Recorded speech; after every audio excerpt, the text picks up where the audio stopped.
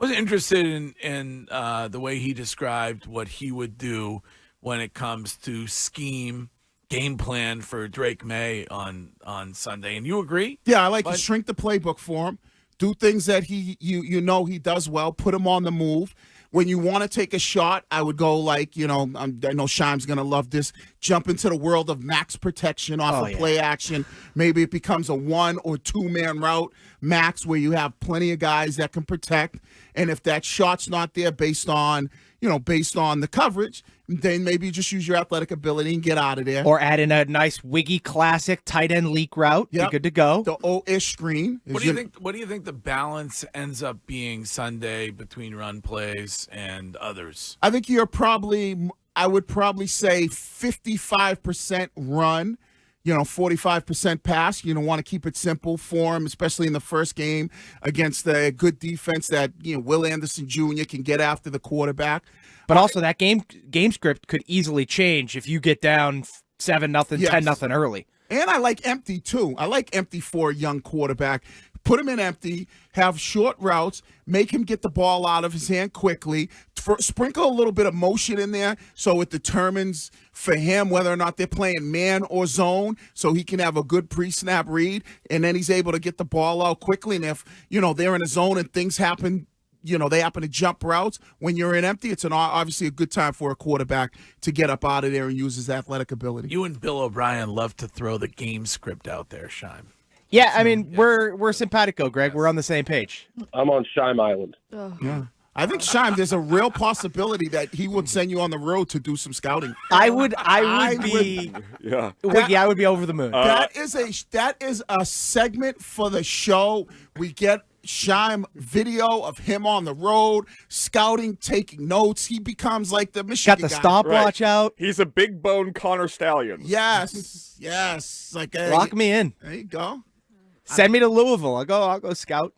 But do you have faith that when you heard Bill O'Brien talk about all of those things that you just talked about, do you have faith that Alex Van Pelt can and is going to do that? Well, I think he can. I mean, it's not that difficult. Like, if you're an offensive coordinator. And the other thing that you would do is, like, if there was something he did good on scout team, maybe a specific play concept that you said, oh, he really did good. And, like, because he talked about how other offenses were pretty cool.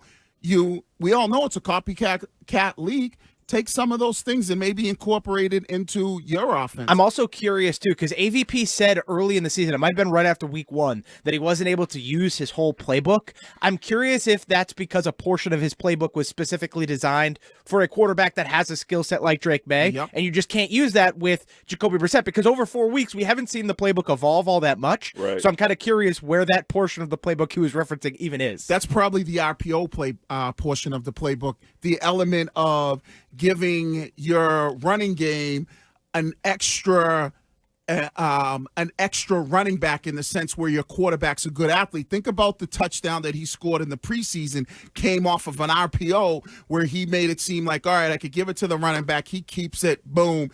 Jaden Daniels scored a touchdown like that in the game last week, I believe, or a couple of weeks. When you have that type of quarterback, especially inside the 10-yard line, and you can run RPO with him, is a lot of things that you can do. So maybe that's the portion of the playbook. And I'll ask those that are listening this as well. But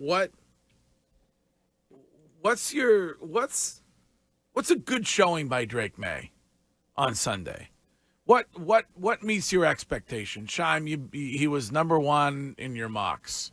Yeah, from time to time. No, throughout the entire time, not time to time, the entire time. Sometimes you change your mocks after the draft happens. You were a J.J. McCarthy guy for a hot second. Yeah, no, Drake Maye has always been and it will always be my number 1 quarterback from that draft. So, what's a reasonable expectation of success for him on Sunday? Do they have to win the football game? No, I don't think you have to win the football game. I think you have to – your offense has to be competitive, right? You have to be clearly taking a step up from what you've been the first 5 weeks of the season. You have to look at least more cohesive, at least more explosive than that. If you want, like, number parameters, I don't know, I would say 175 plus and at least a touchdown throw. Like, that to me And he can't turn over the ball over and over again. Yeah, you can't have, like, 3 interceptions, right? Like, if he throws a pick – I don't. That's fine. I'm not.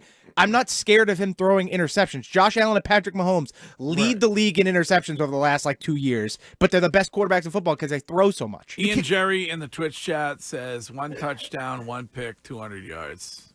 See, I don't even need. You just can't have the Zach Wilson 3 interceptions and where the hell was he throwing the ball? He just you can't have that. And just on Zach Wilson quickly, did you see the stat out there that through the first 4 games, Aaron Rodgers and Zach Wilson scored the same number of points? Correct. Right. And had the same amount of interceptions, I think. Yep, you're right. I don't need to see the yardage numbers or I just want to see where you can go, and we've seen these games. We've seen them with Zach Wilson. We've seen them with Mac Jones, where you go, oh, he looks like he's got potential. That's, I think, what I'll be looking for in this game, where it's this kid looks like he has some potential, and take that. I think that's going to be the biggest takeaway for me versus where if you go out there and he just looks like a deer in headlights. 603 text from my beloved New Hampshire people. I can't wait for this offense to look worse with Drake Maye and to hear how Scheim explains it away on Monday morning. Well, he will have that opportunity to do that on a paper. Yeah, I won't explain anything away. I don't can't need to. look worse. It physically cannot look worse. It can't. You're the only quarterback in all of football that is worse than Jacoby Brissett is Deshaun Watson. That's it. It's the only one. The only way Drake Maye looks awful is if he's out there doing Will Levis things, throwing the ball, just handing the ball to the other team, which isn't going to happen. He's getting ready to get sacked. You don't want the falling over in the end zone, avoiding the safety by throwing a pick six. You don't want that. No, I don't want that. I don't want the surrender cobra after he just threw a pick and the guy's taking it to the house.